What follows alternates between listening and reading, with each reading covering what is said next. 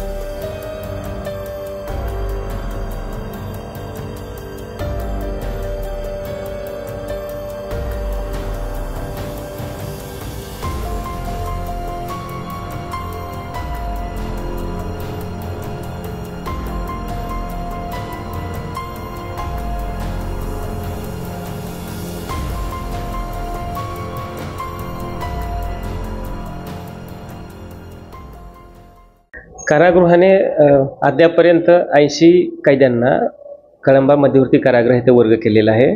जे महिला कैदी आहेत त्यांना सुद्धा कळंबा कारागृह येथे वर्ग केलेले आहे। आणखी काही कैद्यांना वर्ग करण्याची प्रक्रिया सुरू आहे। अन्नधान्याचा साठा, दारुगोळा, शस्त्रास्त्र, संगणक संच हे सुरक्षित स्थळी हलवण्यात आलेले आहेत। पुरेल एवढा अन्नधान्य साठ्याची तजवीज करण्यात आलेली आहे। वैद्यकीय सुविधा देखील सज्ज आहे। तसेच सन्माननीय जिल्हाधिकारी साहेबांनी जो आपत्ती व्यवस्थापन कक्ष स्थापन केलेला आहे त्याच्याशी आम्ही वारंवार संपर्कात आहोत। आमच्या कार्यालयाने देखील आपत्ती व्यवस्थापन कक्ष स्थापन केला असून तेथील अधिकारी कर्मचारी हे 24 तास सतर्क आहेत। पूर परिस्थितीत कुठलीही आपत्कालीन परिस्थिती उद्भवू नये यासाठी सांगली जिल्हा कारागृह प्रशासनाने पूर्णपणे सज्ज आहे। आतापर्यंत 80 कैद्यांना कळंबा मध्यवर्ती कारागृह येथे हलवण्यात आलेले आहे। त्यामध्ये 20 महिला आहेत आणि 60 पुरुष कैदी आहेत। गरज पडेल तशी हलवण्याची प्रक्रिया अद्यापही सुरू आहे।